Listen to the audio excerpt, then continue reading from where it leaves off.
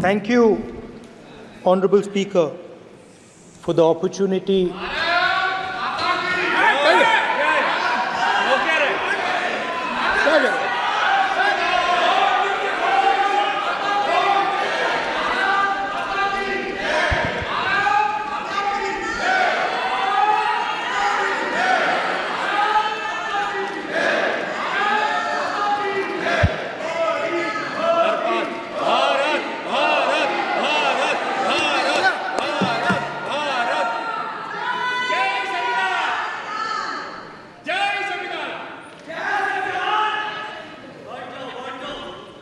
जय संविधान। कॉपी है उसकी?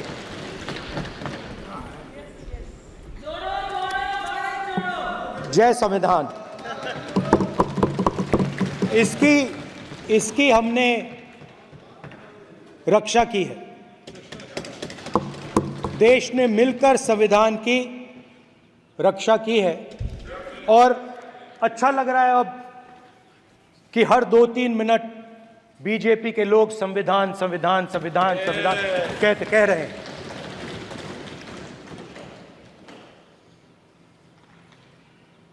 Speaker sir, for the last 10 years, there has been a systematic attack on the Constitution, on the idea of India, and on anybody who opposed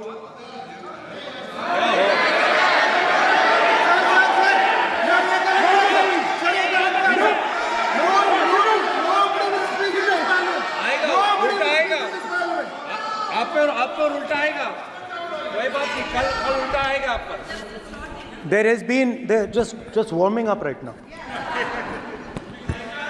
अभी warm up हो रहा है। तो there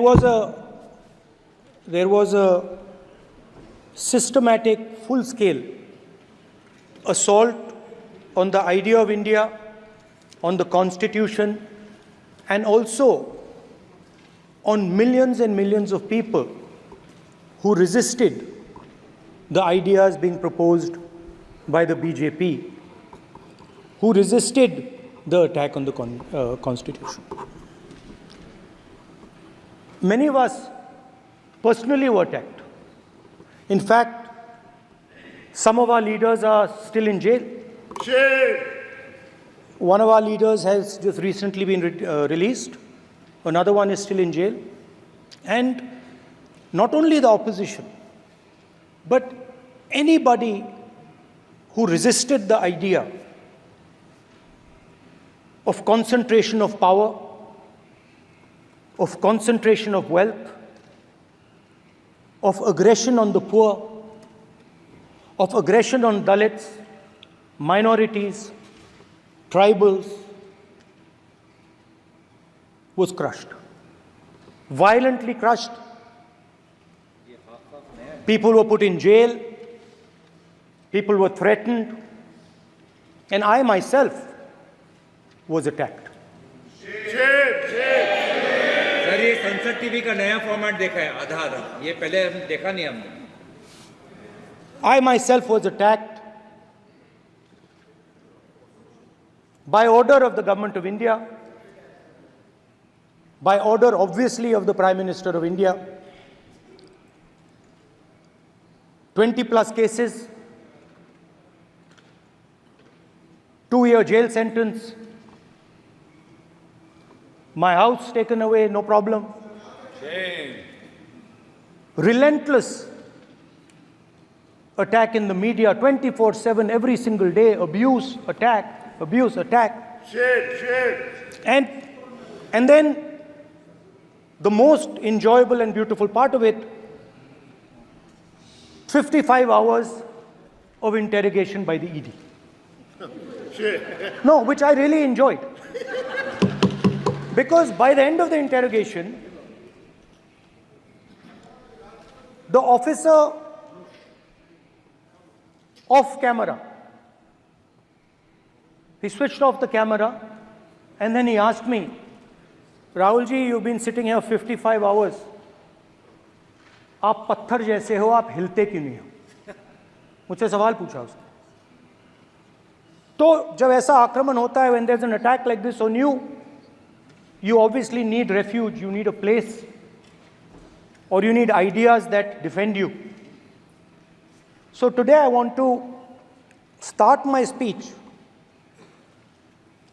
by telling my friends in the BJP and the RSS about the ideas that we used, the entire opposition used, to defend the idea of India. Where these ideas come from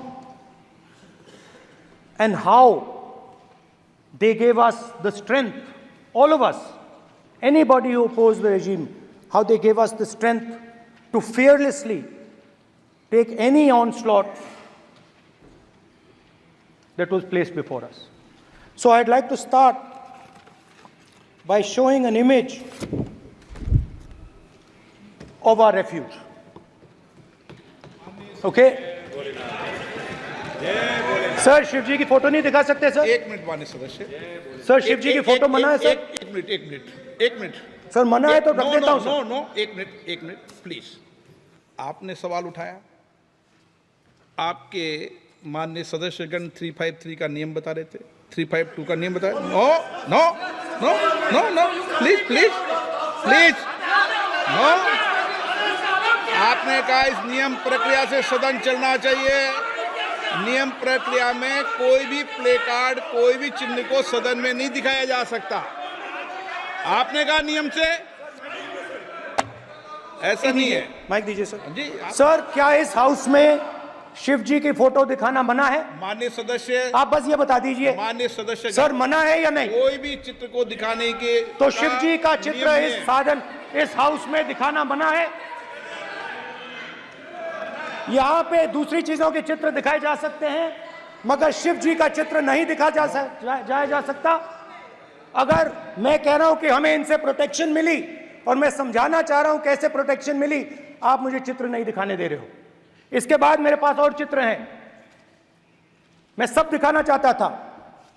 speaker sir, ये चित्र पूरे हिंदुस्तान के दिल में है. पूरा हिंदुस्तान इस चित्र को जानता है, समझता है. Everybody knows this image. Speaker sir, why I got this image is because there are certain ideas in this image that we defend, that the opposition defends. The first idea in the image that we defend is the idea of confronting our fear, of never being scared. That idea is represented in this image, which you are not allowing me to show, by a snake that is placed right near the neck of Shivji. The idea behind that is never be scared of anything that you face. In fact, Shivji places death 1 inch from his neck. And that is the spirit with which we fought when we were in the opposition.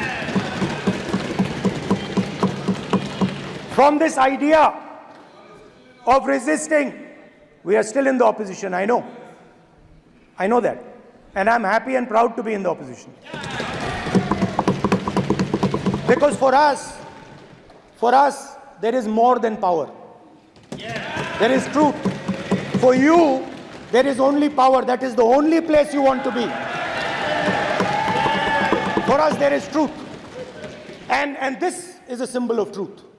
So when Shivji places the snake near his neck, what he is saying is, I will accept the truth and I will not back down from the truth, and that is what we have said.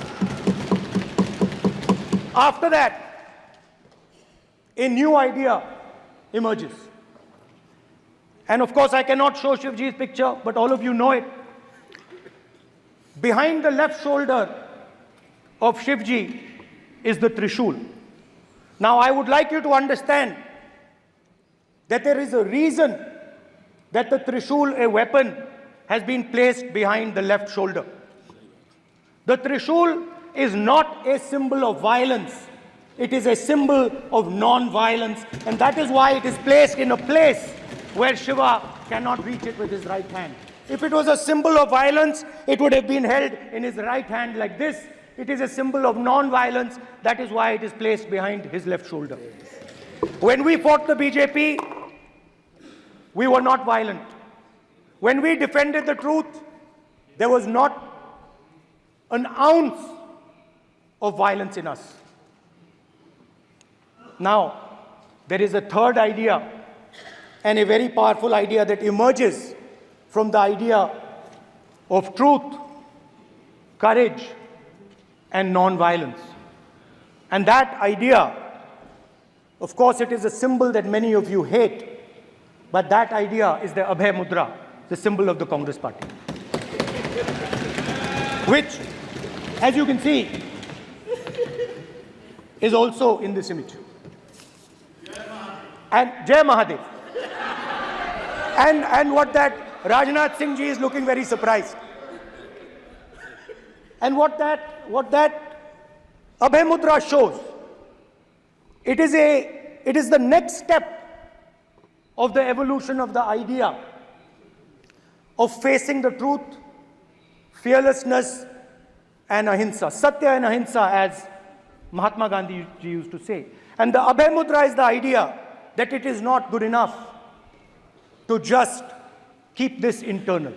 It is not good enough to not be scared. It is not good enough to use non-violence. It is also important that you make others not scared, that you help others become fearless, that you help others become non-violent.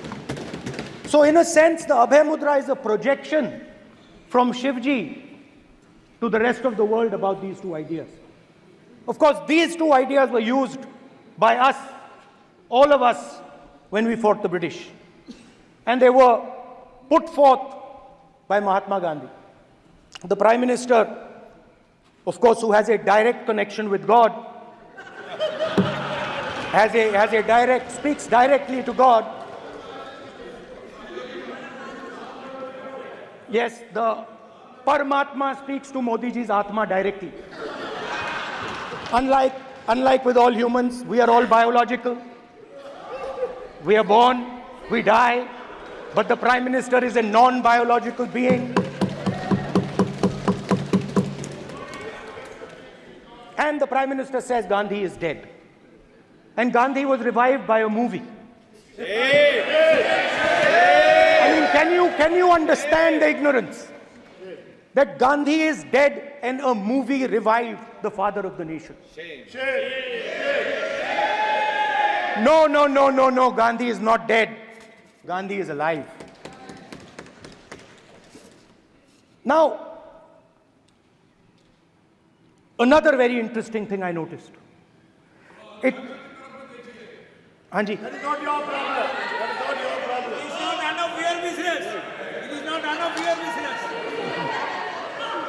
And there's another thing I noticed, that it is not just one religion that talks about courage. In fact, all our religions talk about courage. So,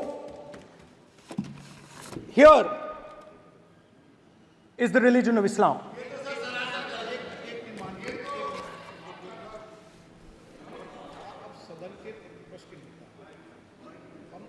आपसे ये अपेक्षा ठीक है, मैं दिखाऊंगा नहीं sir, कैसे करूं? मैं समझाना चाहता हूं, वो समझा नहीं पा रहा हूं। सब समझदार हैं यहाँ पर, सब चुनकर आते हैं। सर, जनता बात ने नहीं बन सबको रही। चुनकर भेजा है। मजा नहीं आ रहा है। जनता ने सबको चुनकर भेजा, आप एड्रेस करें। जनता अब ने सबको कांग्रेस चुनकर पार्टी ने शिवजी की फोटो दिखा दी है, गुस्सा हो गए। अब देखिए, प्लीज मान्य चाहते हैं कि सदस्य, सिर्फ ये दिखा प्लीज पाएं। मान्य सदस्य आप तो इस्लाम में भी कहा गया है, मैं पढ़ता हूं। एड्रेस इधर करें, He said, एड्रेस इधर करें मान्य सदस्य। हाँ जी, सॉरी, इस्लाम में भी लिखा गया है, कुरान में, the prophet, peace be upon him, said, God said, have no fear, I am with you, hearing and seeing. मतलब इस्लाम में भी कहा गया है कि डरना नहीं है। और जब इस्लाम में दुआ मांगी जाती है तो दोनों हाथ से, दाएं हाथ से अभय मुद्रा दिखाई देता है। उसके बाद गुरु नानक जी की ओर चलते हैं।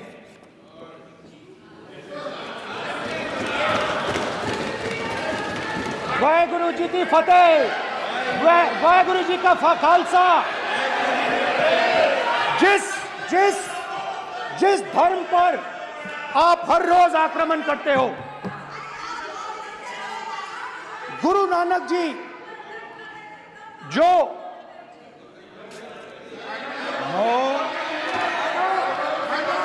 प्लीज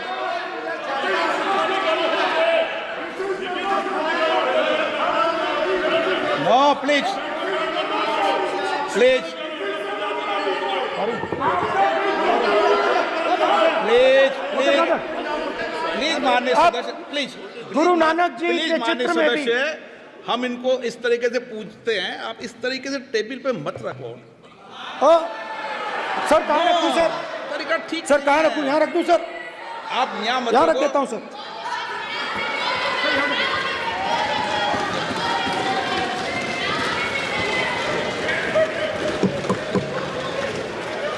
सर गुरु नानक जी के चित्र में भी आपको अभय मुद्रा दिखाई देगा। गुरु नानक जी भी कहते हैं कि डरो मत, डराओ मत। और पंजाब से गुरु नानक जी मेक्का तक गए, थाईलैंड तक गए, अफगानिस्तान गए, श्रीलंका गए, किसी से हिंसा नहीं की, अहिंसा की बात की, सत्य की बात की, और किसी को उन्होंने अपनी जिंदगी में नहीं डराया। उसके बाद जीसस क्राइस्ट की इमेज देखिए, उसमें भी आपको अभय मुद्रा दिखाई देगा। जीसस क्राइस्ट की इमेज में भी अभय मुद्रा, डरो मत, डराओ मत। और जीसस क्राइस्ट ने कहा कि अगर आपको कोई थप्पड़ मारता है तो दूसरा गाल दिखा दो। उसके बाद बुद्ध भगवान, अभय मुद्रा।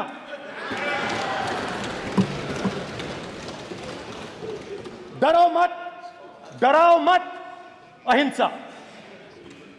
मतलब, और अंत में महावीर, डरो मत, डराओ मत, अभय मुद्रा। मतलब हिंदुस्तान के इतिहास में 3 फाउंडेशनल आइडियाज हैं। मोदी जी ने अपने भाषण में एक दिन कहा कि हिंदुस्तान ने किसी पर आक्रमण नहीं किया। उसका कारण है क्योंकि यह देश अहिंसा का देश है। यह देश डर का देश नहीं है। तो हमारे सारे के सारे महापुरुषों ने अहिंसा की बात की, डर मिटाने की बात की। डरो मत, डराओ मत, डरो मत, डराओ मत। और दूसरी तरफ शिव जी कहते हैं डरो मत, डराओ मत, अभय मुद्रा दिखाते हैं, अहिंसा की बात करते हैं, त्रिशूल को जमीन में गाड़ देते हैं। और जो लोग अपने आप को हिंदू कहते हैं वो 24 घंटा हिंसा, हिंसा, हिंसा, नफरत, नफरत, नफरत, असत्य, सत्य, असत्य।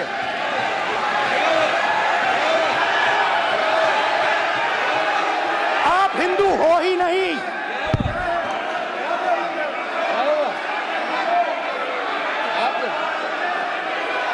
Just get me that picture of Shiva. inside speaker's office. Hindu धर्म में साफ लिखा है, सत्य के साथ खड़ा होना चाहिए, सत्य से पीछे नहीं हटना चाहिए, सत्य से नहीं डरना चाहिए। अहिंसा हमारा प्रतीक है। अभय मुद्रा ऐसे कीजिए, ऐसे कीजिए, अभय मुद्रा।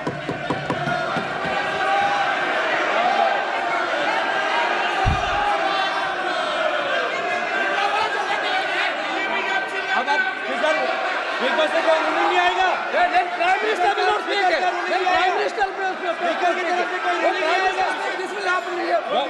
Speaker If you are doing this, it will repeat again. भाई भाई भाई स्पीकर की तरफ से कोई रूलिंग नहीं आ रहा। ये आप बात समझिए, आप बात समझिए। ये इसलिए चिल्ला रहे हैं क्योंकि तीर जाके दिल में लगा है,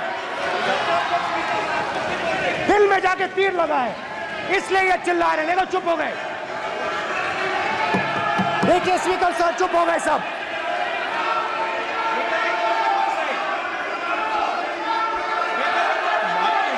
एक मिनट।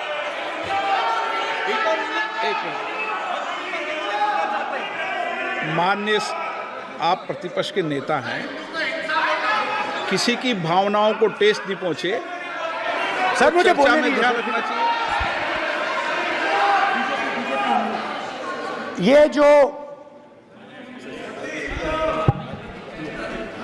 ये विषय बहुत गंभीर है। पूरे हिंदू समाज को हिंसक कहना ये गंभीर विषय है। बीजेपी को आपको नहीं, नरेंद्र मोदी जी पूरा हिंदू समाज नहीं है, बीजेपी पूरा हिंदू समाज नहीं है, आरएसएस पूरा हिंदू समाज नहीं है।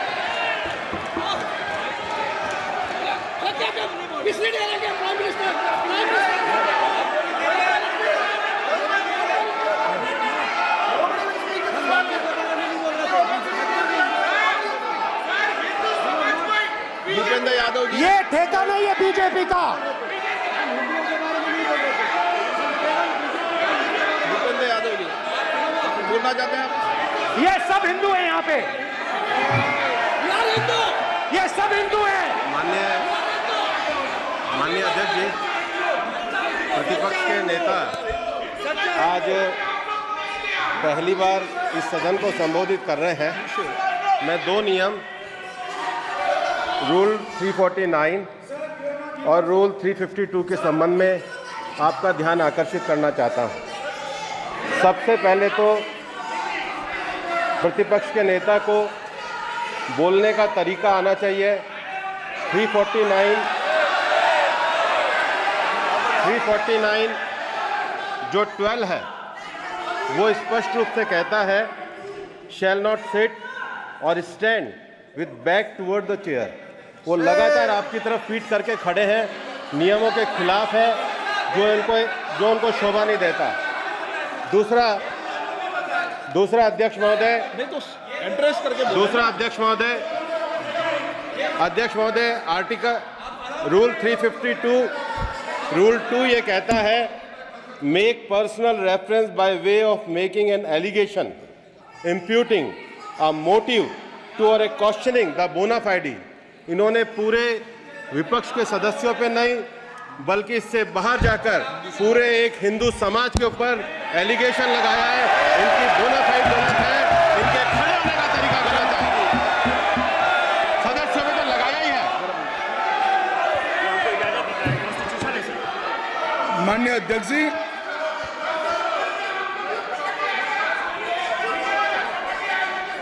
गृह मंत्री जी, नो आप डिबेट में। गृह मंत्री जी,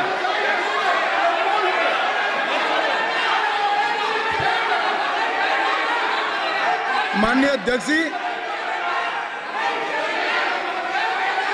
शोर शराबा कर इतने बड़े वाकया को छिपाया नहीं जा सकता। विपक्ष के नेताजी ने कैटेगोरिकली कहा है कि जो अपने आप को हिंदू कहते हैं वो हिंसा करते हैं। मैं फिर से रिपीट करना चाहता हूं, उनका वाक्य था जो अपने आप को हिंदू कहते हैं वो हिंसा की बात करते हैं, हिंसा करते हैं। मान्यवर, इस देश में शायद इनको मालूम नहीं है, करोड़ों लोग अपने आप को गर्व से हिंदू कहते हैं, गर्व से हिंदू कहते हैं। क्या वो सभी लोग हिंसा की बात करते हैं, हिंसा करते हैं? हिंसा की भावना को किसी धर्म के साथ जोड़ना और इस सदन में और संवैधानिक पद पर बैठे हुए व्यक्ति ने, मैं मानता हूं मान्यवर, उन्होंने इसकी माफी मांगनी चाहिए। मान्यवर, मैं उनको एक गुजारिश भी करना चाहता हूं कि इस्लाम में अभय मुद्रा, इस पर इस्लाम के विद्वानों का मत एक बार वो ले ले। गुरु नानक साहब की अभय मुद्रा पर SGPC का मत वो ले ले। और मान्यवर, अभय की बात तो इनको करने का कोई अधिकार नहीं है।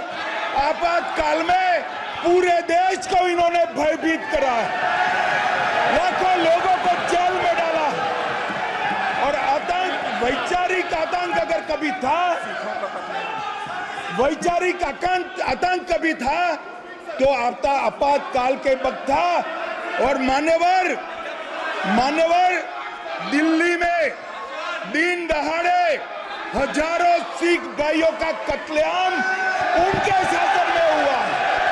आज वो भय की बात कर रहे हैं। मान्यवर, मेरा आपसे आग्रह है कि श्री राहुल गांधी, नेता प्रतिपक्ष, पहला भाषण होने के बावजूद माफी मांगनी चाहिए। न केवल सदन, पूरे देश की माफी मांगनी चाहिए।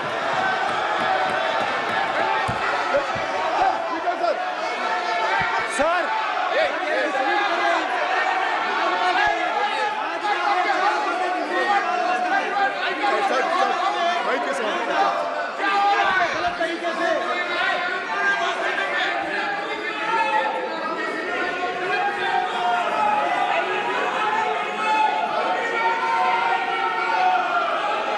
Speaker sir,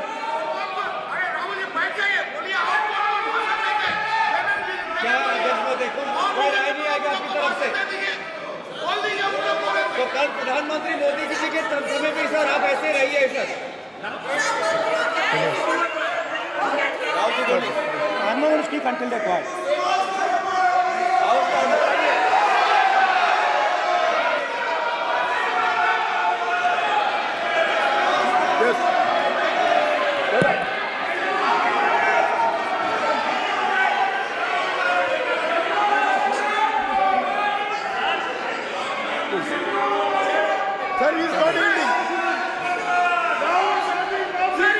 sir,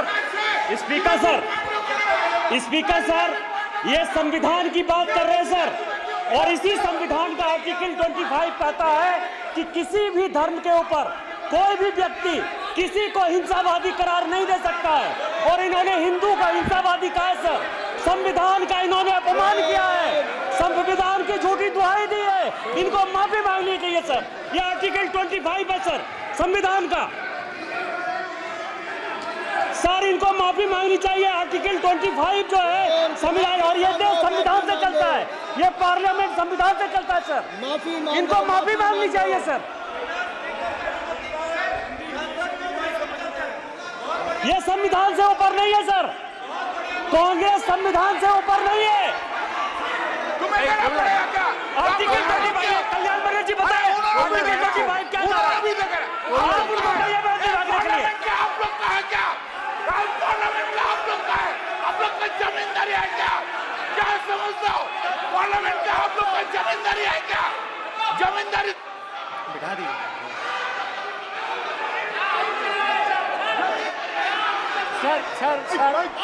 sir, speaker sir, माने प्लीज एक मिनट देता हूं मैं आपको। हिंदू धर्म कहता है। एक मिनट प्लीज, माने सदस्य प्लीज एक मिनट प्लीज। माननीय सदस्यगण, ये सदन की एक मिनट मैं दूंगा, अलाउ करूंगा आपको। माननीय सदस्यगण, इस सदन की एक गरिमा रही है और हमें संवाद चर्चा करते समय इस सदन की गरिमा को रखना चाहिए। और ऐसी कोई भी आपत्तिजनक बात जो पूरे समाज के पर विषय हो, कम से कम प्रतिपक्ष के नेता को बोलते समय ध्यान रखना चाहिए। मैं इसको सीरियस तरीके से देखूंगा।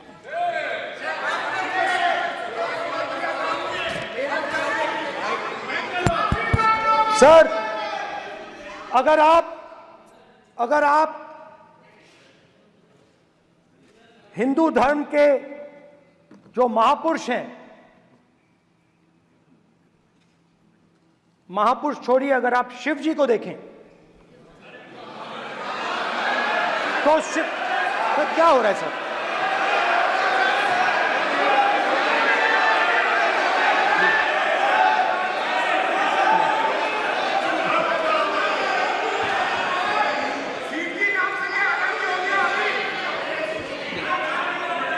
अगर आप शिव जी को देखें तो उनकी इमेज से आपको पता लगता है कि हिंदू डर नहीं फैला सकता, हिंदू हिंसा नहीं फैला सकता, हिंदू नफरत नहीं फैला सकता।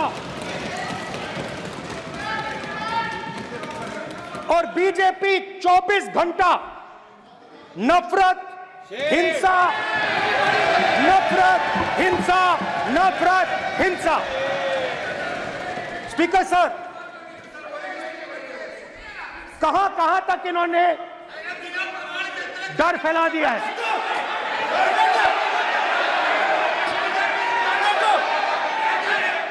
प्लीज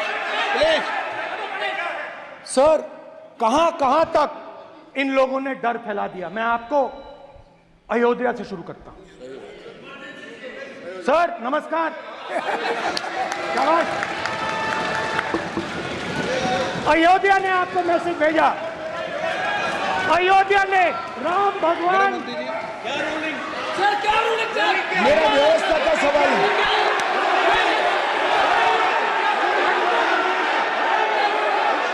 इस सदन के नियमों की पुस्तिका, इससे कुछ सदस्यों को क्या मुक्ति दे दी गई है?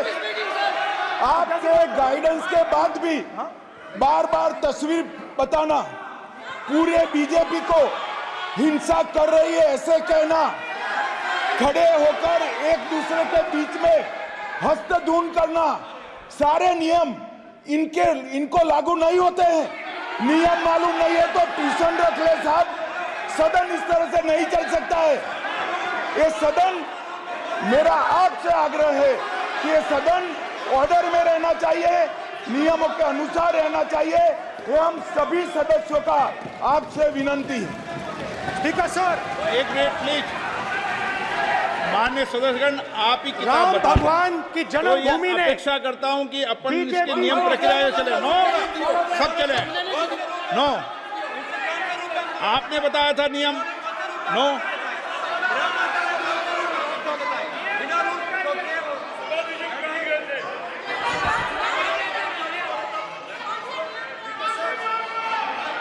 माइक दीजिए सर। हाँ सर, मेरा सवाल है सर, इस माइक का कंट्रोलर किसके हाथ में? प्लीज बैठिए सर ये ऑफ होता है, प्लीज बीच में माने हो बैठिए जाता है। प्लीज।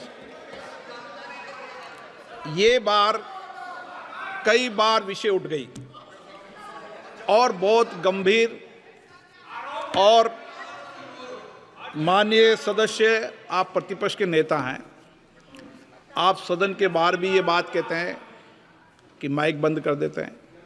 मैंने कई बार आग्रहपूर्वक किया कि आसन पर इस तरीके का आरोप नहीं लगाएं। नो प्लीज, बात सुनिए। आसन पर सभी दल के, प्लीज, आसन पर सभी दल के लोग बैठते हैं और सभी दल के लोग सभापति तालिका पे हैं, और सब जानते हैं कि एक व्यवस्था होती है, जिस भी माननीय सदस्यों को आग्रह किया जाता है बोलने का वो बोला जाता है, और जिसको आग्रह नहीं किया जाता उसका माइक चालू नहीं होता। आप बोलने के लिए खड़े, आपका माइक कभी बंद नहीं हुआ, कभी बंद नहीं हुआ। आप अगर आसन में जो भी विराज रहे हैं वो अगर आपका नाम नहीं पुकारते हैं तब माइक चालू नहीं होता। ये व्यवस्था हमेशा इस सदन की रही है, पुराने में भी और नए में भी। कभी आसन पे व्यक्ति पर माइक का कंट्रोल नहीं होता। दूसरा, माननीय प्रतिपक्ष के आप नेता हैं और आपसे ये अपेक्षा की जाती है कि आप लोकसभा की प्रक्रिया का संचार नियम का पालन करें, संविधान की जो व्यवस्थाएं दे रखी है उसकी पालन करें, और सदन में बोलते समय किसी भी धर्म को के ऊपर ऐसा आक्षेप नहीं करें जिससे पूरे देश के अंदर विषय पैदा हो। यह आपसे अपेक्षा की जाती है।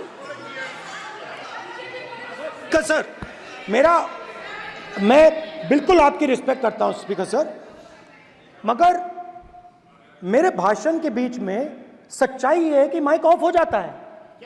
मैं क्या करूं, हो जाता है वो।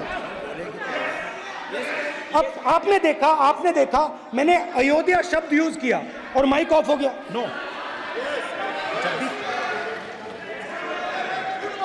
अरे ये प्रधानमंत्री मोदी जी के टाइम में आधा आधा कह आएगा क्या?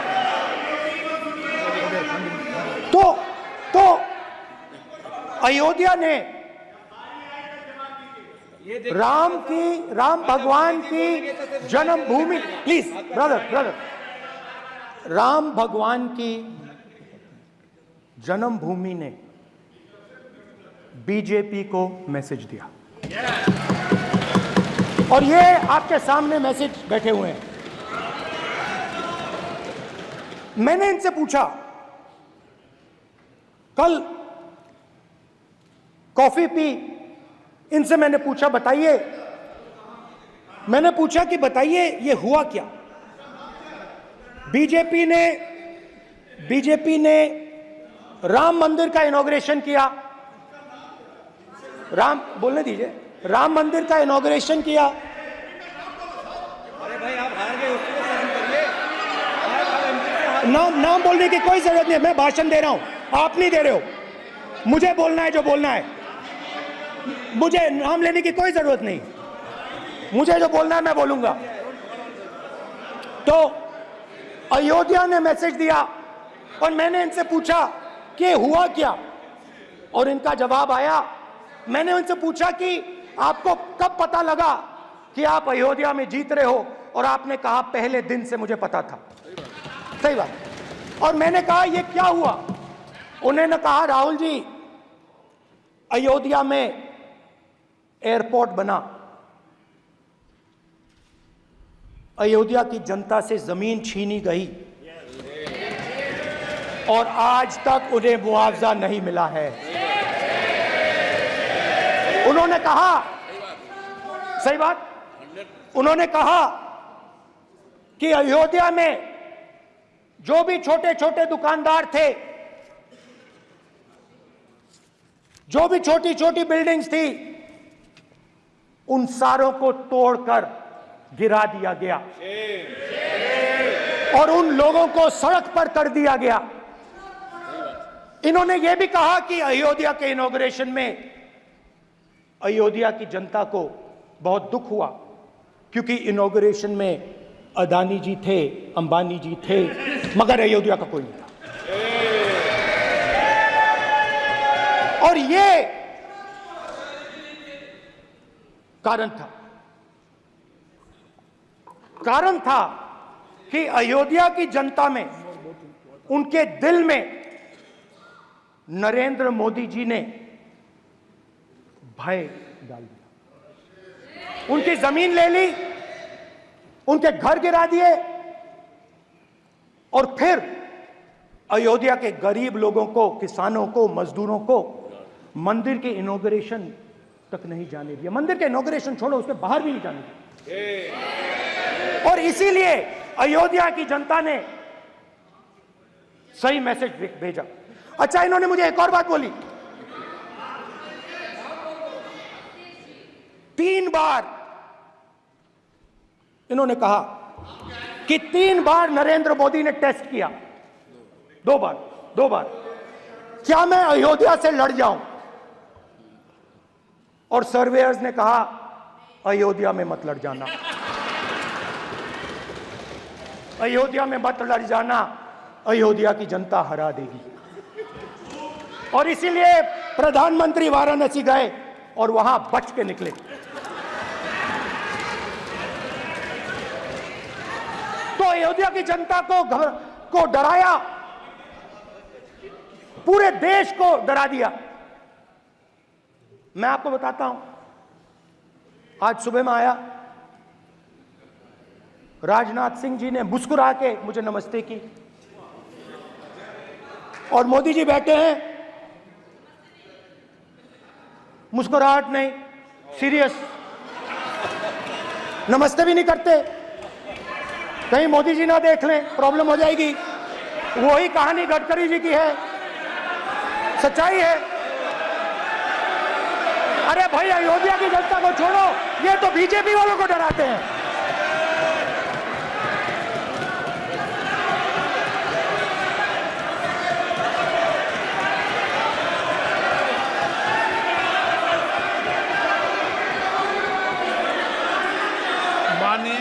सर क्या है?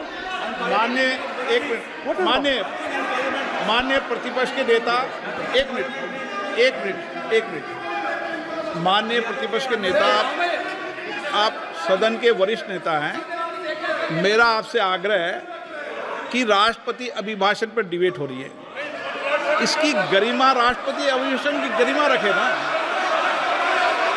ये तो अपेक्षा आपसे सब करते हैं कि आप राष्ट्रपति अभिभाषण पे बोले, नीतियां पे बोले, कार्यक्रमों में बोले। अब व्यक्तिगत रूप से नहीं, अगर आप ये उचित मानते हैं क्या? स्पीकर सर, ये उचित है? अगर आपकी पार्टी इसको उचित मानती है तो मुझे कुछ नहीं कहना। स्पीकर सर, माननीय अध्यक्ष जी,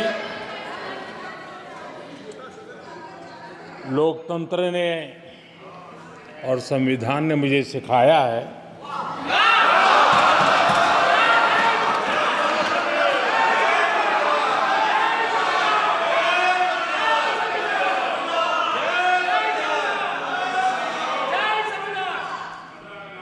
कि मुझे विपक्ष के नेता को गंभीरता से लेना चाहिए।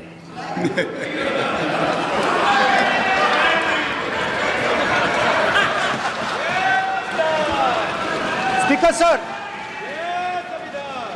सर, आपने कहा कि डिबेट प्रेसिडेंट्स एड्रेस पे होनी चाहिए।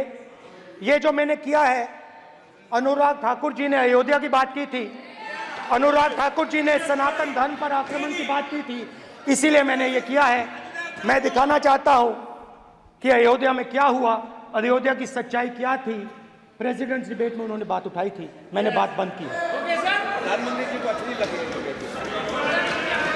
अयोध्या के बाद अच्छी लगी, डर फैलाया और ऑपोजिशन का रिस्पांस एक साथ मिलकर भारत जोड़ो यात्रा, सारे के सारे ऑपोजिशन, पूरा देश एक साथ मिलकर कन्याकुमारी से कश्मीर तक चला। और जो आपने डर फैलाया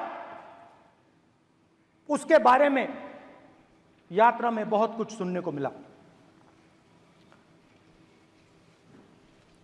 अभी तक याद है, सुबह 7 बजे 7-8 बजे की बात थी, यात्रा में चल रहे थे, एक महिला आती है, हमारे साथ चलती है, मेरा हाथ पकड़ती है और घबराई हुई सी थी। तो मैंने पूछा क्या हुआ, और मुझे कहती है मुझे मार रहा है, मुझे मार रहा है।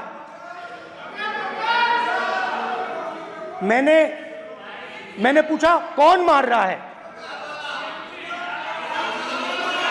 कौन मार रहा है? बेटी बचाओ, बेटी की दुविधा सुनाई नहीं दे रही, बेटी का दर्द नहीं सुनना चाहते, भारत की महिलाओं का दर्द नहीं सुनना चाहते। मैंने पूछा कौन मार रहा है, कहता है मेरा पति मार रहा है। मैंने कहा क्यों? कहती है सुबह का खाना नहीं दे पाई। मैंने कहा क्यों? खरीद नहीं पाई, महंगाई है, महंगाई है, खरीद नहीं पाई, खाना नहीं पका पाई, इसलिए मुझे मार पिट रही है। मैंने कहा बहन क्या करूं, कैसे आपकी मदद करूं? कहती हैं आप कुछ मत कीजिए, आप कुछ मत कीजिए, आप सिर्फ ये बात याद रखिए कि महंगाई के कारण हिंदुस्तान में हजारों महिलाओं को सुबह पीटा जा रहा है। उसके शब्द हैं, मेरे शब्द नहीं हैं। गैस सिलेंडर, महंगाई, तो आपने गरीबों को, महिलाओं को डराने का काम किया। शिव जी कहते हैं डरो मत, डराओ मत। आपने हिंदुस्तान की महिलाओं को महंगाई से हर रोज डराया है। कुछ दिन पहले मैं पंजाब में अग्निवीर के परिवार से मिला। सुनिए अग्निवीर के परिवार से मिला। छोटा सा घर था, छोटा सा घर था।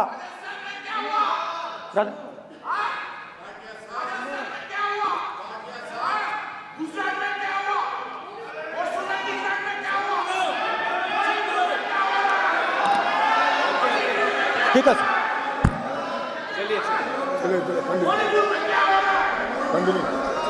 छोटे से घर में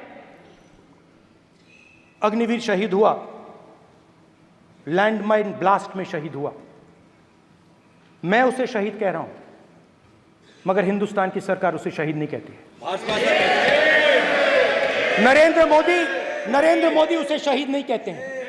नरेंद्र मोदी उसे अग्निवीर कहते हैं।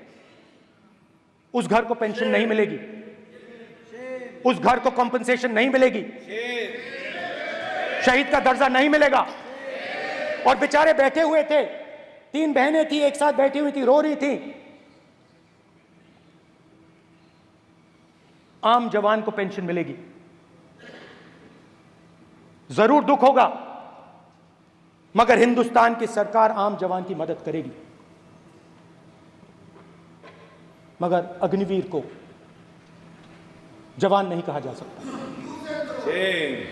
अग्निवीर यूज एंड थ्रो मजदूर है।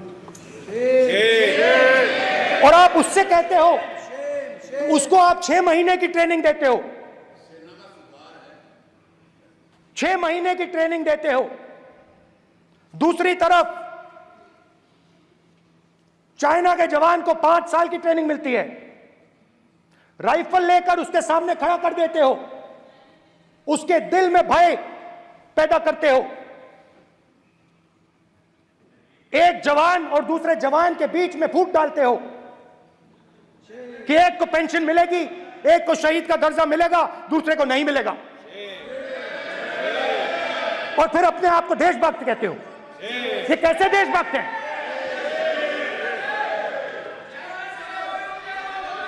फिल्म स्टार जैसी फोटो थी उस लड़के की, फिल्म स्टार, बॉलीवुड स्टार की फोटो थी। मैं सोच रहा था, देखो इस युवा ने जान दी।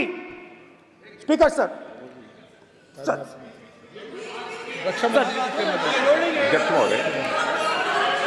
अध्यक्ष महोदय, एक आदमी सब पर भारी। अध्यक्ष महोदय, मैं नेता प्रतिपक्ष से अनुरोध करना चाहूंगा, गलत बयानी करके सदन को गुमराह करने की कोशिश। गलत नहीं है सर, गलत नहीं है सर। देना चाहता हूं कि युद्ध के दौरान अथवा सीमाओं की सुरक्षा के दौरान यदि हमारा कोई अग्निवीर का जवान शहीद होता है तो उसके 1 करोड़ रुपए की धनराशि सहायता के रूप में उसके परिवार को मुहैया कराई जाती है। इस प्रकार की गलत बयानी से सभी को गुमराह करने की कोशिश नहीं की जानी चाहिए। संसद महोदय, अध्यक्ष। ठीक है सर।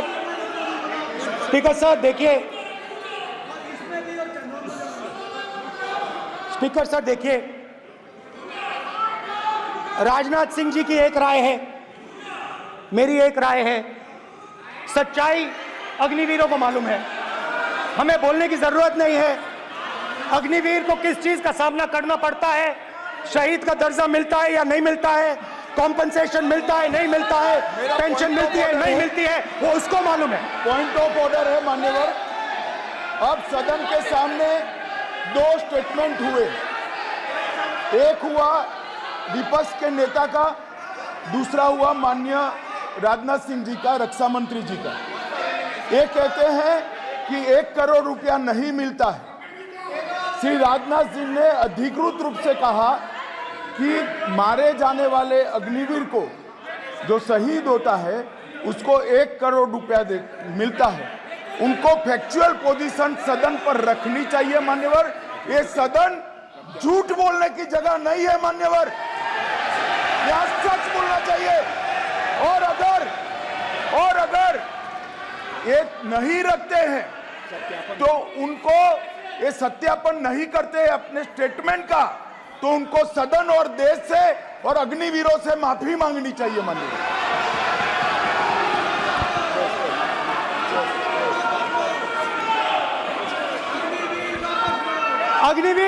अग्निवीर की सच्चाई मैंने फ्लोर ऑफ द हाउस पे रखी है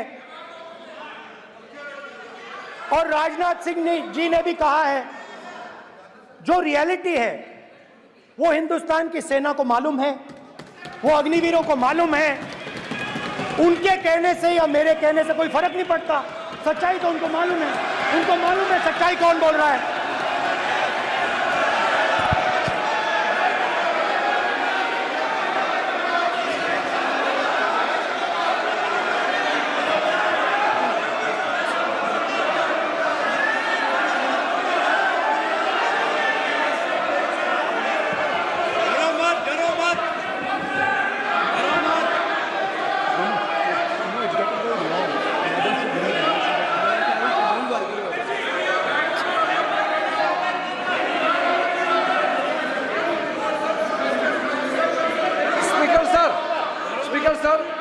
अभी डरो मत। मेरा छोटा सा अनुरोध है, क्योंकि सर ये विषय गंभीर है और अभी माननीय गृह मंत्री जी ने जो बात रखे हैं कि 2 स्टेटमेंट जो रक्षा मंत्री जी ने बताया सदन को और माननीय विपक्ष के नेता राहुल गांधी जी ने जो स्टेटमेंट रखा है, इसमें इन्होंने जो कहा है कि रक्षा मंत्री बोलने से क्या फर्क पड़ता है, इतना हल्का फुल्का कैसे स्टेटमेंट दे सकता है लीडर ऑफ ऑपोजिशन।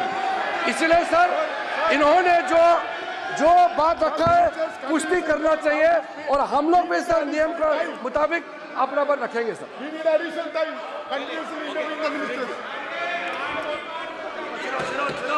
और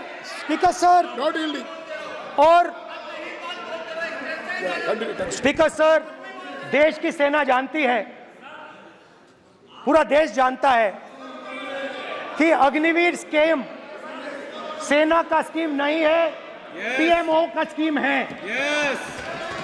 और पूरी सेना जानती है कि स्कीम प्राइम मिनिस्टर का ब्रेन चाइल्ड था, स्कीम सेना का ब्रेन चाइल्ड नहीं था। जैसे नोटबंदी की गई वैसे ही आर्बिट्री तरीके से। अध्यक्ष महोदय,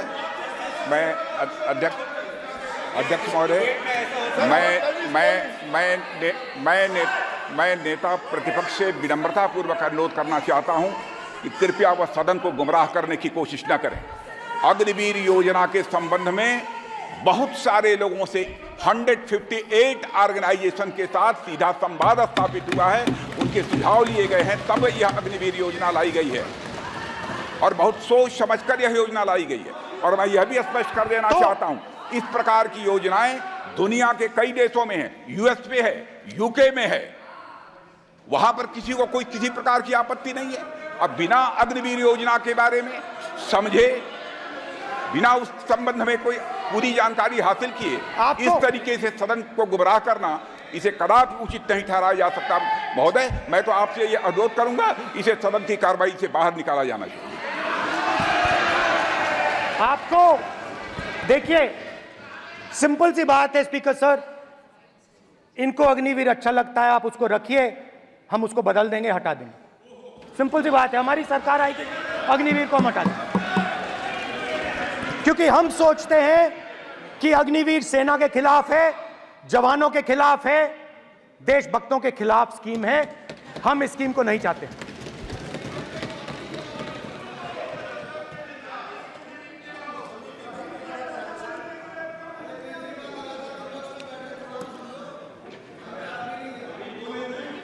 पहली बार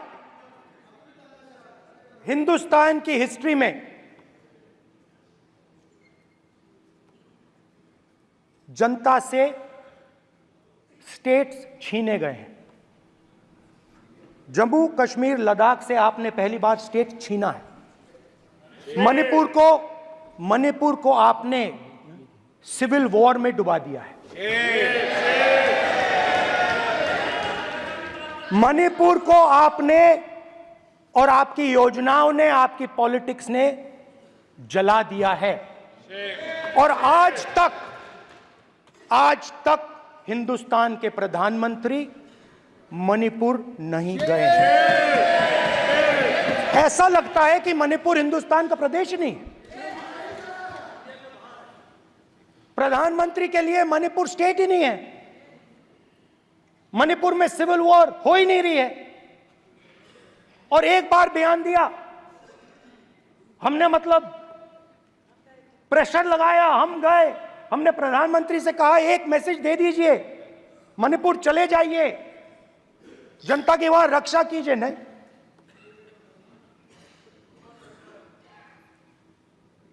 मैं वहां गया,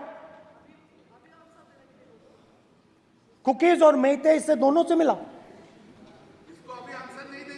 आज तक नहीं, आंसर नहीं मिलेगा, मिल नहीं सकता।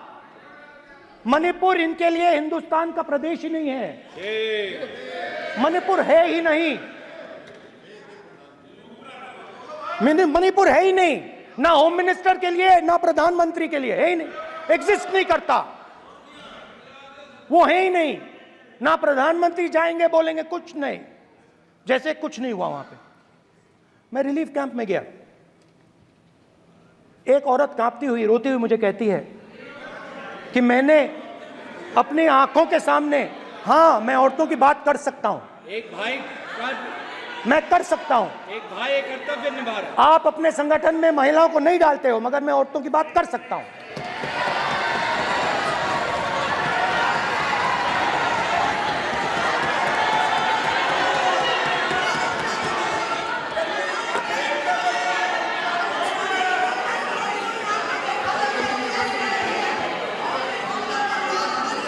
मुझे कहती है मैंने अपने आंखों के सामने, मेरे आंखों के सामने मेरे बच्चे को गोली मारी गई।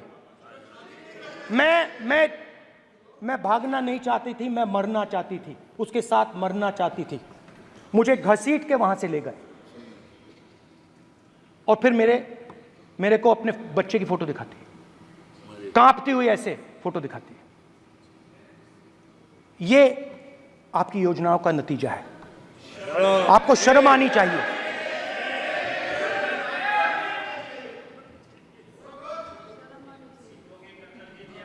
एक दिन प्रधानमंत्री 8 बजे कहते हैं, पता नहीं फाइन ट्यूनिंग हो गई भगवान के साथ, डायरेक्ट मैसेज भगवान, सर ने बोला है, सर प्रधानमंत्री ने ये बोला है, ये मैं नहीं बोल रहा हूं, प्रधानमंत्री ने बोला है कि मेरा डायरेक्ट कनेक्शन है भगवान के साथ। मैंने नहीं बोला, मैंने नहीं बोला। Social media chief also told भगवान जगन्नाथ। एक मिनट प्लीज, एक मिनट तो एक मिनट माननीय राहुल गांधी जी, एक मिनट, माननीय सुरेश, एक मिनट प्लीज, एक मिनट रविशंकर जी प्लीज, एक मिनट। माननीय सदस्यगण, आप वरिष्ठ नेता हैं, सदन के नेता होते माननीय प्रधानमंत्री जी, और हम सबको माननीय प्रधानमंत्री जी का सम्मान करना चाहिए। ये सदन में हमेशा उच्च कोटि की परंपरा मर्यादा रही है। नो सर नहीं, गौरव अगर आपको स्पीकर सर, मैं पुरानी पार्टी है। गौरव स्पीकर सर, मैं रिस्पेक्ट कर रहा हूं। ये प्रधानमंत्री के शब्द हैं, मेरे शब्द नहीं हैं। ये प्रधानमंत्री जी ने कहा है, पब्लिक में, मीडिया को कहा है कि मैं बायोलॉजिकल नहीं हूं, मेरा डायरेक्ट कनेक्शन भगवान के साथ है। मैं नहीं बोल रहा हूं, प्रधानमंत्री मोदी जी ने बोला है। तो पता नहीं उस टाइम 8 बजे भगवान का मैसेज आया होगा हिंदुस्तान, वही मगर फिर श्री राम ने आपको दूसरा मैसेज दे दिया अयोध्या में। भगवान का मैसेज आया होगा, मोदी जी नोटबंदी कर दीजिए। नोटबंदी कर दिया, डायरेक्ट ऊपर से आया मैसेज, ऑर्डर आया खटाक। और अलग अलग ऑर्डर आते हैं। अदानी जी वाला ऑर्डर आता है, बंबई एयरपोर्ट अदानी जी को ऊपर से ऑर्डर आता है, खटाखट खटाखट खटाखट ऑर्डर आते हैं। तो नोटबंदी कर दी। स्मॉल और मीडियम बिजनेसेस जो हैं, जो हिंदुस्तान की रोजगार की रीढ़ की हड्डी है, बैकबोन है, उड़ा दिया,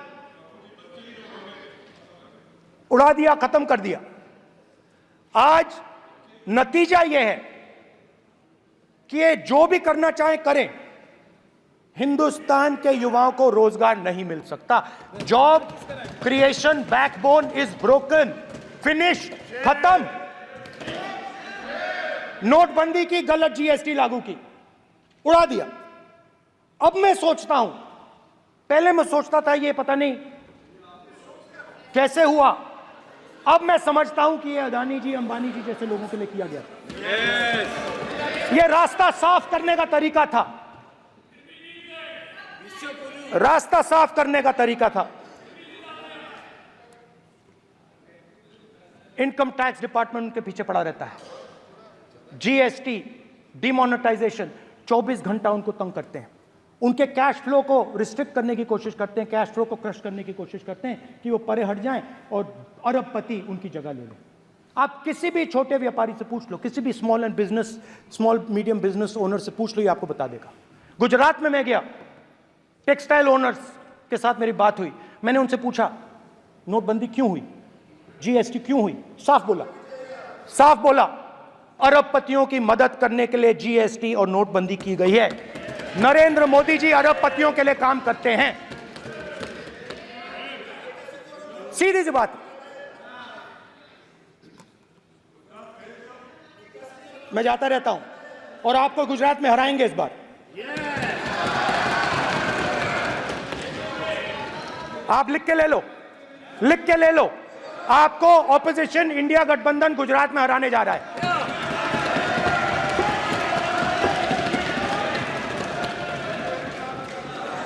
किसानों को डराने के लिए लैंड एक्विजिशन बिल जो हम लाए थे, उनकी जमीन की रक्षा करने के लिए, उनको सही कॉम्पनसेशन देने के लिए, उसको आपने खत्म कर दिया। यहां कोशिश की, कर नहीं पाए तो स्टेट्स में खत्म कर दिया। हर स्टेट में आपने खत्म कर दिया है। अगर आप जानते नहीं हो, चेक कर लो। हर स्टेट में, हर भाजपा की स्टेट में खत्म कर दिया। सर, हर भाजपा रूल स्टेट में खत्म किया है। हर भाजपा की रूल स्टेट में खत्म किया है। हर भाजपा की रूल स्टेट में खत्म किया है। स्पीकर सर,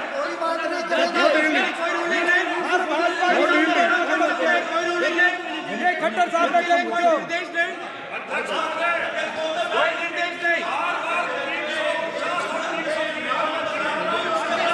सत्तापक्ष बार खड़े होकर भाषण को कम कर रहे हैं। कोई रोक नहीं, कोई रोक नहीं है।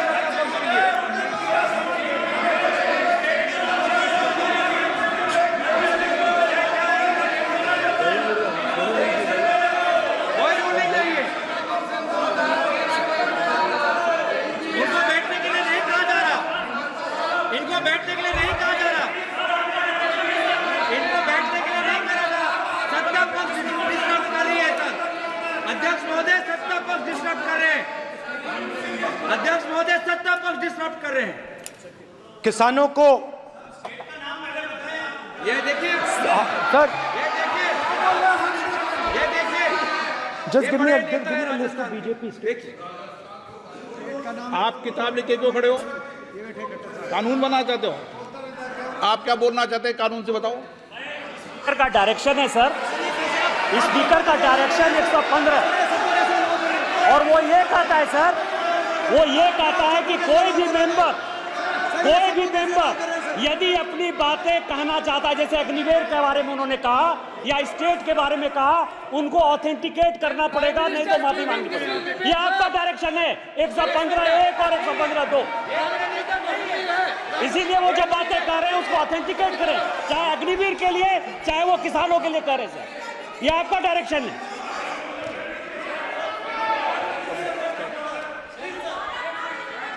तो किसानों को जो हमने लैंड एक्विजिशन बिल तैयार किया था सही मुआवजा दिलाने के लिए, उसको आपने रद्द किया।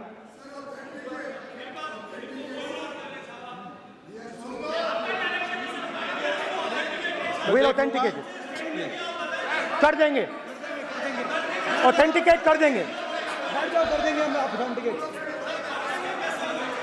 बैठ जाओ, कर देंगे ऑथेंटिकेट।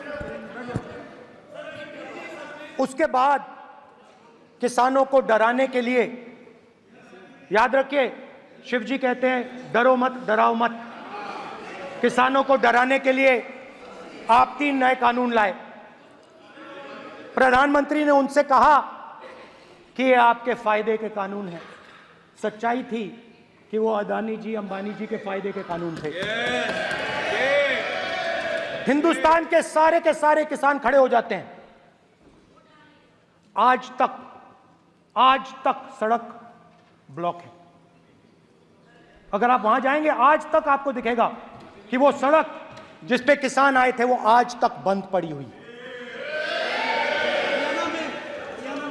हरियाणा में 2 जगह किसान खड़े हो गए, कहते हैं नहीं ये हमारा नहीं है, आप हमारे से हमारी मेहनत का फल छीनना चाहते हो, हम इस बात को एक्सेप्ट नहीं करेंगे। आप उनसे बात नहीं करते, आप उनको कहते हो,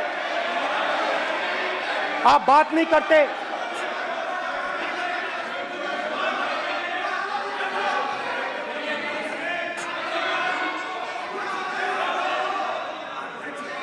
आप बात नहीं करते, आप गले नहीं लगते, आप उन्हें आतंकवादी कहते हो। आप कहते हो ये सब आतंकवादी हैं। झूठ नहीं है, झूठ नहीं है, सच है, सच है। मान्यवर, मैं समझ रहा हूं कि विपक्ष के नेता नाते पहली बार बोल रहे हैं, मगर नियमों के पुस्तक के बाहर वो नहीं जा सकते। ये स्टेटमेंट करे कि हम कहते हैं कि किसान आतंकवादी, तो कैसे सदन में चल सकता है? मान्यवर, आप एक तरफा नियमों के ऊपर जाकर उनको रियायत दे रहे हो। मान्यवर, हमें संरक्षित करिए, ऐसे नहीं चलता है। 700 किसान शहीद हुए। हमने इस हाउस में कहा कि किसानों के लिए मौन होना चाहिए, आपने मौन नहीं होने दिया। आपने कहा ये किसान नहीं है, आपके मुताबिक ये किसान नहीं थे, ये आतंकवादी थे। देखिए आपकी आला सिर हिला रही हैं, वो भी सहमत हैं, कौर जी सहमत हैं। देखिए हमारी जरूरत नहीं है, वो सहमत है आपसे, वो सहमत है। माननीय बोला था माननीय सदस्य, एक शब्द भी उधर नहीं सर। किसान क्या मांग रहा है सर? स्पीकर सर, माननीय सदस्य, स्पीकर सर, किसान क्या सॉरी, मेरा ये आग्रह है, आपकी पार्टी का समय नहीं बचेगा। दोगे पूरा?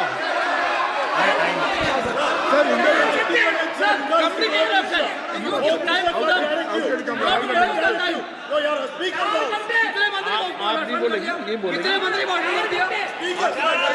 सर। और आप तो सर और स्पीकर सर, आप तो किताब स्पीकर सर, किसानों ने मांगा क्या? स्पीकर सर, किसानों ने मांगा क्या? किसानों ने सिर्फ ये कहा कि अगर 16 लाख करोड़ रुपए अरबपतियों का कर्जा माफ हो सकता है तो हमारा भी थोड़ा सा कर दीजिए। किसान ने यह कहा कि हर प्रोडक्ट के लिए सही प्राइस मिलती है, हमें भी एमएसपी दे दीजिए। और आप लोगों ने कहा किसान का कर्जा माफ नहीं होगा और एमएसपी नहीं मिलेगी।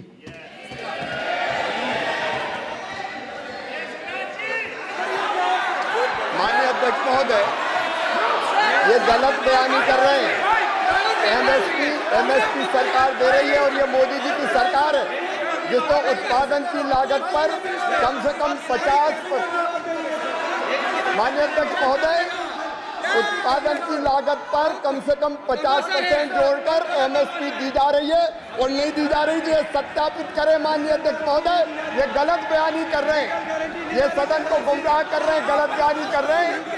आज भी एमएसपी पर खरीद जारी है और अभी खरीद की फसलों के एमएसपी के रेट गारंटी ये बताए जब इनकी सरकार थी तब एमएसपी कितनी मिलती थी और उस समय खरीद कितनी होती थी माननीय अध्यक्ष, उस समय खरीद कितनी होती थी। आज भी एमएसपी पर खरीद जारी है माननीय अध्यक्ष महोदय, ये गलत बयानी कर रहे हैं। ये सत्यापित करें इसको कि एमएसपी पर खरीद नहीं हो रही, ये सत्यापित करें माननीय अध्यक्ष महोदय, ये गलत बयानी दी जा रही है। देना चाह रहे हैं, इनको नहीं बोलने देना चाह रहे हैं।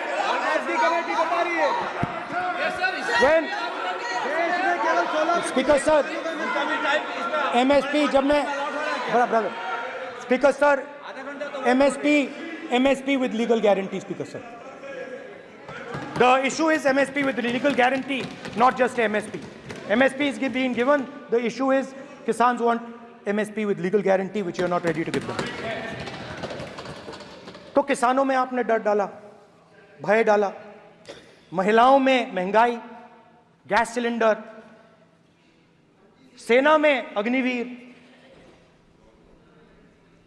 हर व्यक्ति के लिए आप लोगों ने भय का कोई ना कोई पैकेज दिया, गिफ्ट दिया, तोहफा दिया. स्टूडेंट्स की बात करते हैं. जो आप 2000 साल पहले की बात करते हो, थोड़ी सी भविष्य की भी बात कर देते हैं, इंडिया के फ्यूचर की बात कर देते हैं. रोजगार तो आपने खत्म कर दिया, नोटबंदी, जीएसटी, जो आपने स्मॉल एंड मीडियम बिजनेसेस थे उनको खत्म करके, युवाओं को आर्मी में अपॉर्चुनिटी मिलती थी, अग्निवीर उनके लिए आपने दे दिया, वो खत्म कर दिया, रास्ता ब्लॉक कर दिया. पब्लिक सेक्टर को आप प्राइवेटाइज करते हैं, वो रास्ता बंद कर दिया.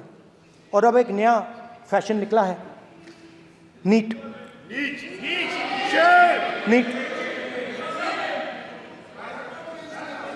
प्रोफेशनल एग्जाम्स को आपने कमर्शियल एग्जाम्स में बदल दिया है. NEET is not a professional exam, NEET is a commercial exam. NEET में एक स्टूडेंट टॉपर हो सकता है, एक्सीलेंट स्टूडेंट हो सकता है, मगर अगर उसके पास पैसा नहीं है मेडिकल कॉलेज में नहीं जा सकता. सिंपल सी बात. नीट का पास मार्क 22% है. वो पूरा का पूरा एग्जाम, सर एजुकेशन मिनिस्टर पूरा का पूरा एग्जाम अमीर बच्चों के लिए बनाया गया है. कोटा में पूरे के पूरे एग्जाम को आपने सेंट्रलाइज किया. हजारों करोड़ रुपए बन रहे हैं, हजारों करोड़ रुपए बन रहे हैं. और कमर्शियल पेपर जो आपने बना रखे हैं, कमर्शियल एग्जाम्स, 7 साल में 70 बार पेपर लीक. प्रेसिडेंट्स एड्रेस में ना नीट की बात होगी, ना अग्निवीर की बात होगी, ये बातें नहीं होंगी. और हमने कहा, हम स्पीकर सर, हमने कहा कि एक दिन का डिस्कशन अलाउ कर दीजिए. हम आपके साथ खड़े होकर इसको रिजॉल्व करना चाहते हैं. इंस्टीट्यूशनल फेलियर है, हम आपकी मदद करना चाहते हैं, रिजॉल्व करना चाहते हैं. सरकार कहती है नहीं, डिस्कशन नहीं होगा, भविष्य का डिस्कशन हो ही नहीं सकता. तो ये हालत है. जहां भी ये देखते हैं, ये सोचते हैं कि भाई भय कैसे पैदा करें. माइनॉरिटीज को डराते हैं, नहीं, कांग्रेस नहीं डरती आपसे, आप कांग्रेस से डरते हो।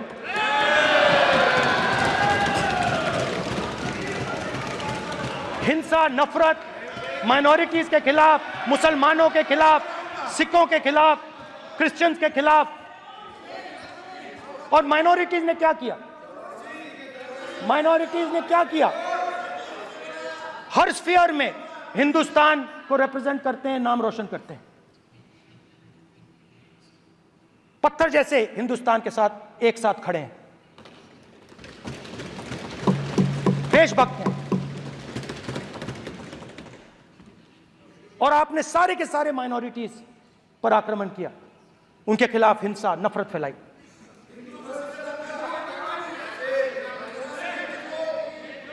तो शिव जी कहते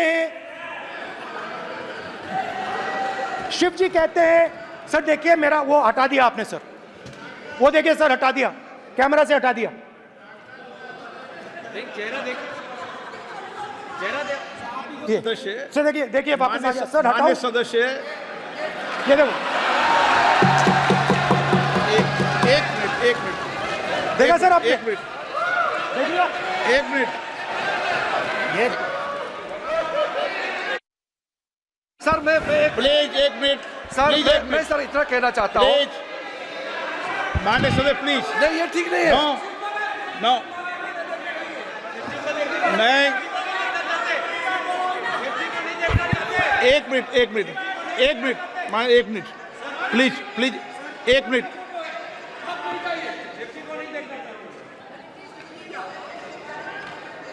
आप प्रतिपक्ष के नेता हैं और मैं आपसे अपेक्षा करता हूं कि सदन की गरिमा बनी रहे, मर्यादा बनी रहे, नियमों का पालन हो।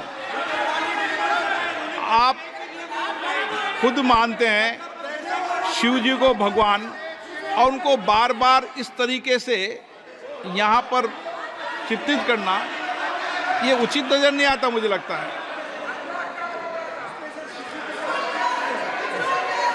स्पीकर सर देखिए, रूल्स की किताब पढ़ोगे आप? रूल्स में है कि आप कोई भी चित्र को नहीं दिखा सकते सदन में, आप किसी बात का नाम नहीं ले सकते। आप नियम प्रक्रियाओं से नहीं बोल रहे हैं। सदन की मर्यादा, नियम प्रक्रिया इससे चलती है। आपने बनाया, सबने बनाया है। स्पीकर सर,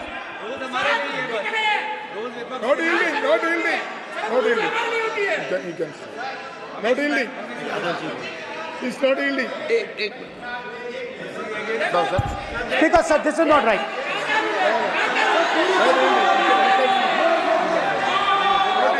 सर, माननीय स्पीकर महोदय, मैं आपका ध्यान रूल 356 की तरफ आकृष्ट करना चाहता हूं।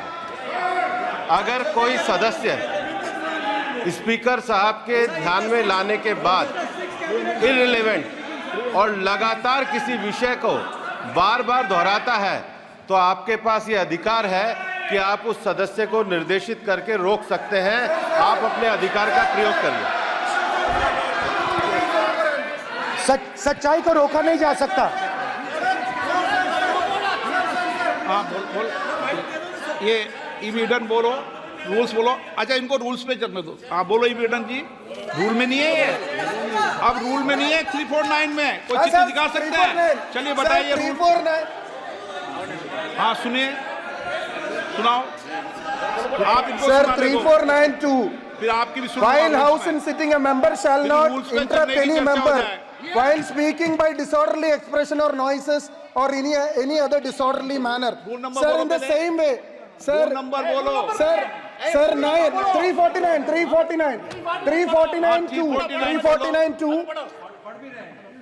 Sir, while the house is in sitting, 2 shall not interrupt any member while speaking by disorderly expression or noises or any other disorderly manner. Sir, the honorable minister, you continuously disturbing the house, sir. Continuously intervening the speech. Sir, continuously.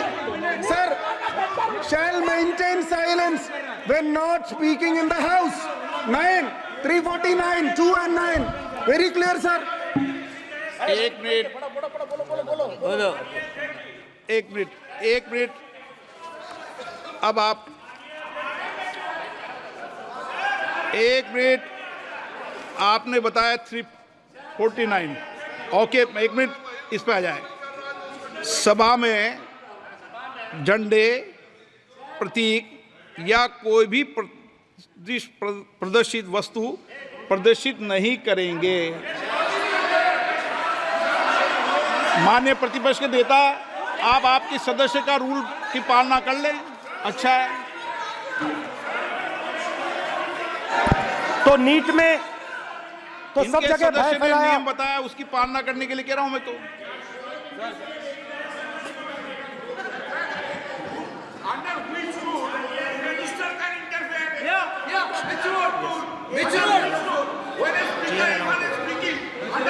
Almost all ministers intervened.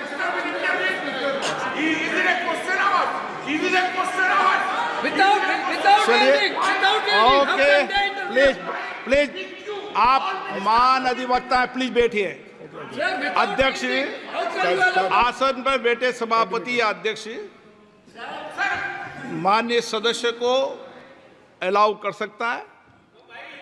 ये नियम में नहीं है. ये नियम में नहीं है क्या? नो, कर सकते हैं.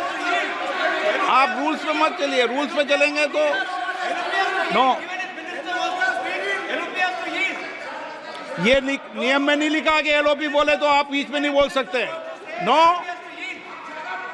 अध्यक्ष के आसन की व्यवस्था दे सकते हैं, प्लीज. चलो. Sir, you have allowed 2 ministers, 3 ministers, and I want to make very short references. Read this. 352. A member while speaking shall not make personal reference by way of making an allegation, imputing a motive to or questioning the bona fides of any other member of the House. Okay. Has Rahul Gandhi made reference to any other member? Sir, ये हुआ नहीं. or use utter treasonable, seditious or defamatory words. He is mentioning the name of Shiva. Defamatory. आप क्यों विद्वान में बैठा हूं ना सीट पे? आपको मैं बता दूंगा सब नियम. सर, ये लोग नहीं समझते हैं. May be because of their inadequate knowledge of English, they thought that reference to, he did not make any personal reference. Please. And the next point Okay. is, sir, Rajnath Singh ji made a point on Agniveer. There is a method to correct any wrong statement made in the House. Please read 115(1) of the directions by the Speaker.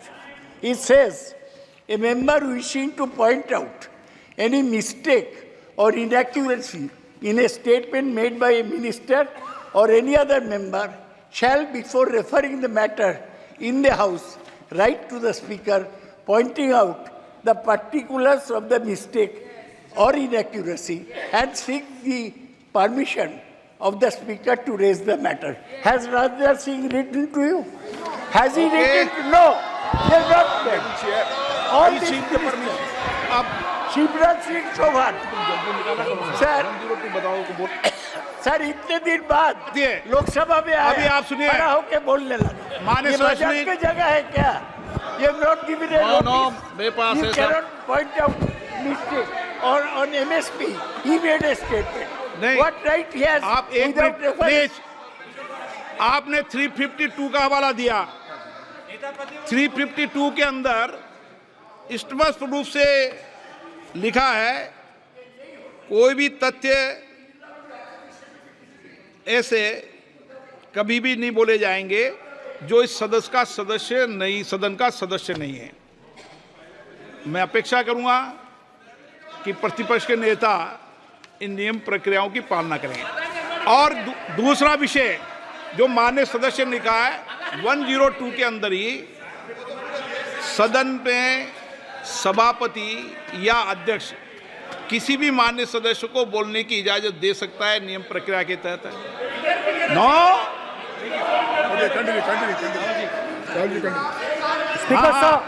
Speaker sir, मेरी permission से किसी को भी allow कर सकता हूं और मेरी बिना परमिशन के कोई नहीं बोला है। See, sir, Speaker sir, NEET students spend years and years preparing for their exam. Their family supports them financially, emotionally. And the truth is that NEET students today do not believe in the exam. Because they are convinced that the exam is designed for rich people, not meritorious people. I have met a number of NEET students, every single one of them tells me that the exam is designed to create a quota for rich people and to create a passage for them into the system, and is designed not to help poor students. Now, इससे भी बहुत डर होता है। महीनों पढ़ाई करते हैं, ये पता नहीं कि भैया एग्जाम लीक हो जाएगा, नहीं होगा। अगर पास भी हो गए तो पैसा कहां से आएगा?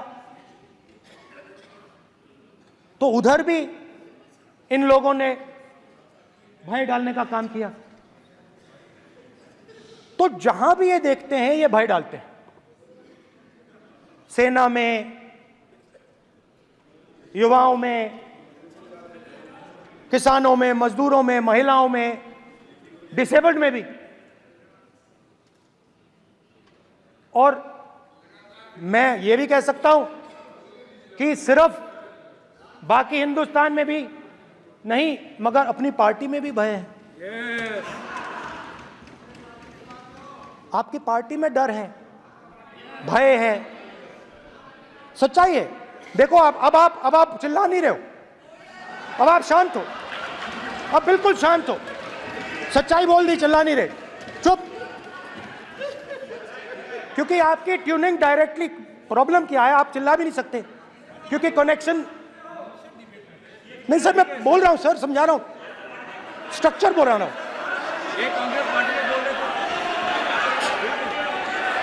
सर लोकतंत्र में पार्टी में डेमोक्रेसी होनी चाहिए। कोई भी इन पार्टियों में कोई भी आके कुछ भी कह देता है। ग्रुप ऑफ 22, 23, 24, 25 सब जो बोलना है बोल देते हैं, मगर आपकी पार्टी में भय है।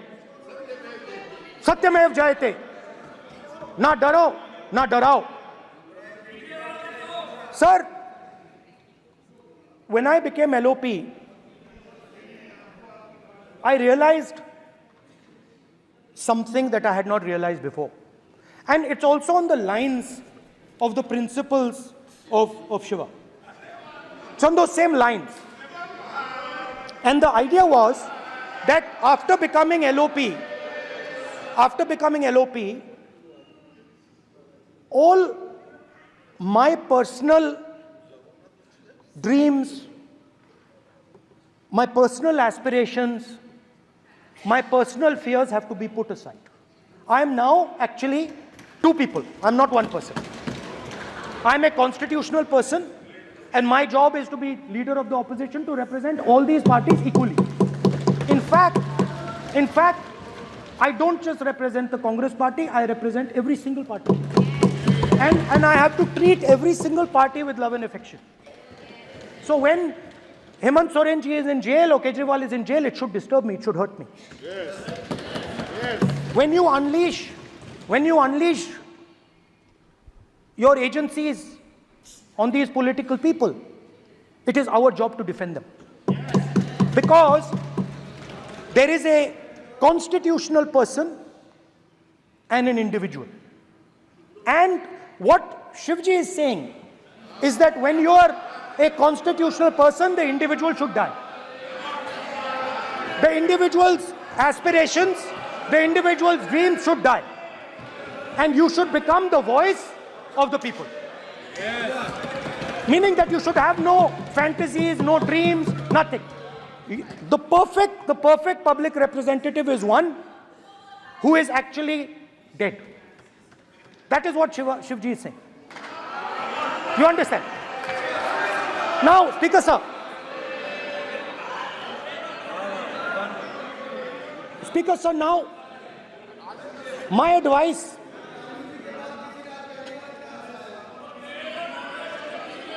So there are two structures now.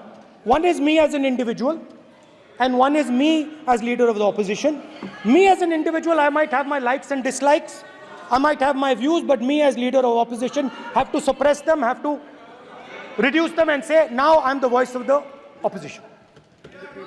That is the idea of the democratic system. The people have given me a responsibility, and that responsibility should overcome my personal likes, dislikes, aspirations. Now, Speaker sir, why I'm saying this, and forgive me for saying this, but when you were being put on that chair, I walked there to help you, to walk with you to the chair. And I shook hands with the Prime Minister, and I shook hands with you. And then I walked to your chair. And you are the final arbiter of the Lok Sabha. You're the final word here. What you say fundamentally defines Indian democracy. You don't allow us to speak, you allow us to speak, you allow them to speak, you don't allow us to speak. All these things define Indian democracy.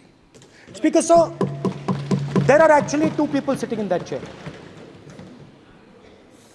There is the Speaker of the Lok Sabha, the Speaker of the Indian Union, and there is Mr. Om Birla.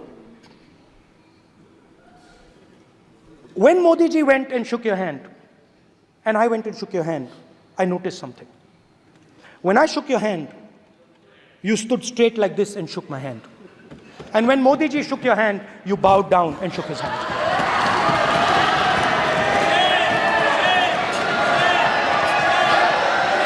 ये आसन के सामने आरोप है, ये chair के सामने आरोप कर रहे हैं माननीय। Now, with all respect, sir.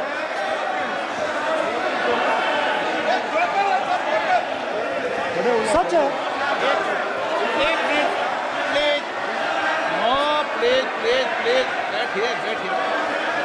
Please बैठिए प्लीज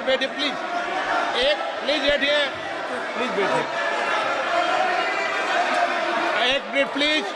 एक minute please okay please no.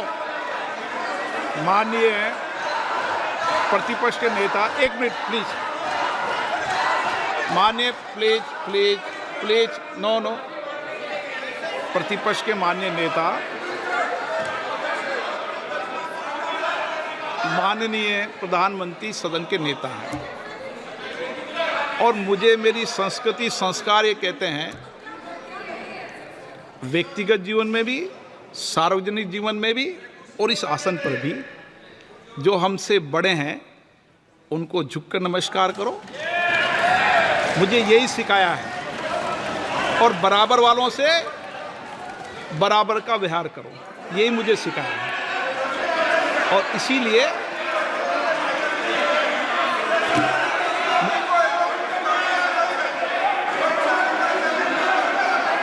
Speaker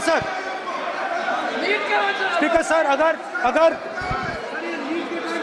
अगर आप हाँ, मैं इस बात को आसन से कह रहा हूं कि मेरी संस्कृति और संस्कार यही है कि बड़ों का झुककर और आवश्यक हो तो पैर छूकर सम्मान करो, और बराबर जो उम्र से छोटे हैं उनसे बराबर का व्यवहार करो। स्पीकर सर, ये हमारी संस्कृति संस्कार है, और मैं इस संस्कृति संस्कार की पालन करता हूँ। स्पीकर सर, आपकी बात को मैं एक्सेप्ट करता हूँ। स्पीकर सर, आपकी बात को रिस्पेक्टफुली, बैठिए ना। स्पीकर सर, मैं आपकी बात को रिस्पेक्ट करता हूं, मगर आपको कहना चाहता हूं कि इस हाउस में स्पीकर से कोई बड़ा नहीं होता। स्पीकर सबसे बड़ा है, हम सबको स्पीकर के सामने झुकना चाहिए और मैं आपके सामने झुकूंगा और सारा का सारा ऑपोजिशन आपके सामने झुकेगा। ये लोकतंत्र है स्पीकर सर, आप इस हाउस के लीडर हैं, आपको किसी के सामने नहीं झुकना चाहिए। कस्टोडियन है, नेता प्रधानमंत्री है, स्पीकर को आप speaker is the last word, speaker is अध्यक्ष and is the last word. अंत में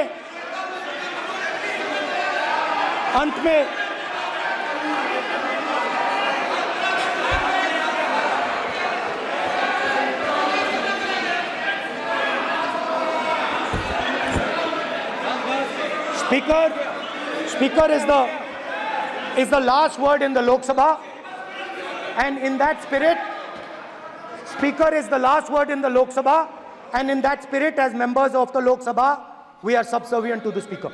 I believe that.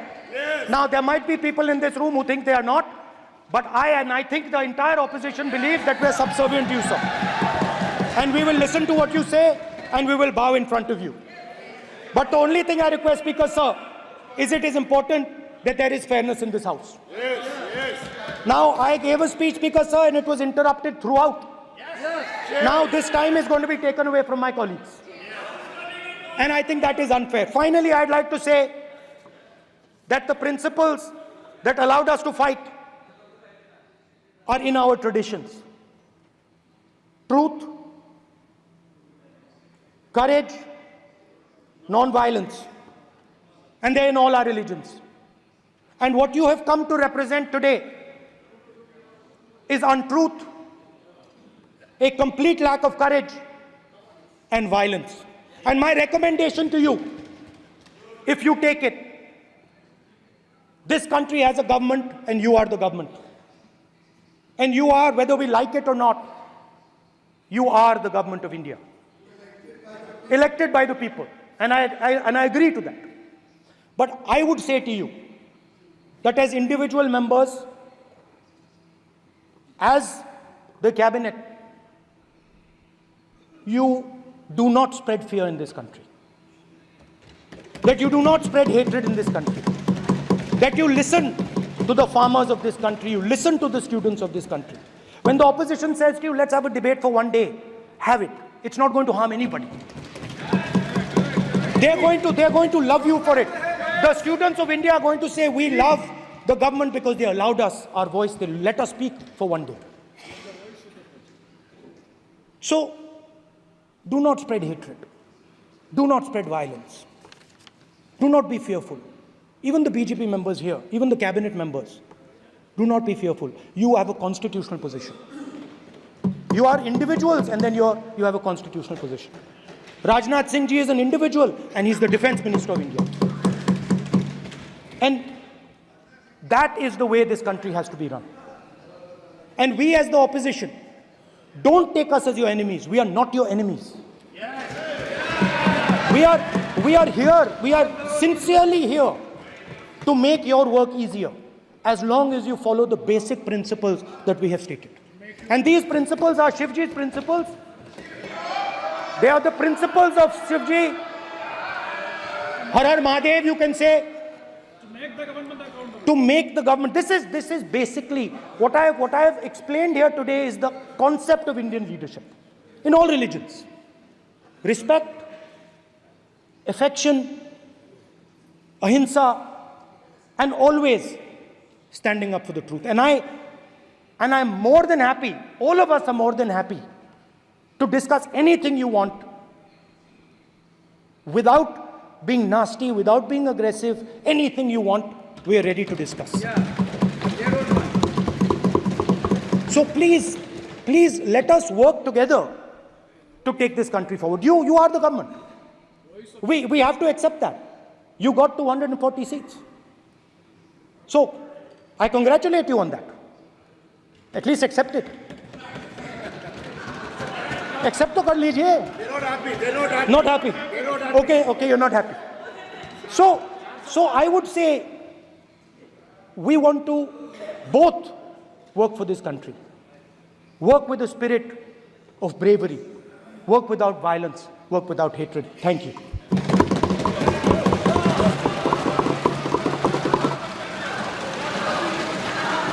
मान्यवर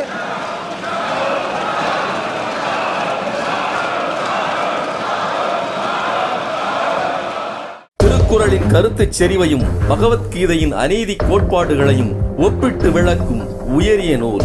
வழக்கறிஞர் அருள்மொழி, பேராசிரியர் சுப வீரபாண்டியன் ஆகியோரின் குறளும் கீதையும். விலை ரூபாய் 70 மட்டும். புத்தகம் வாங்க திரையில் தெரியும் தொலைபேசி எண்களுக்கு தொடர்பு கொள்ளுங்கள். மேலும் கருஞ்சட்டை பதிப்பகத்தின் இணையதளத்துக்கு வாருங்கள்.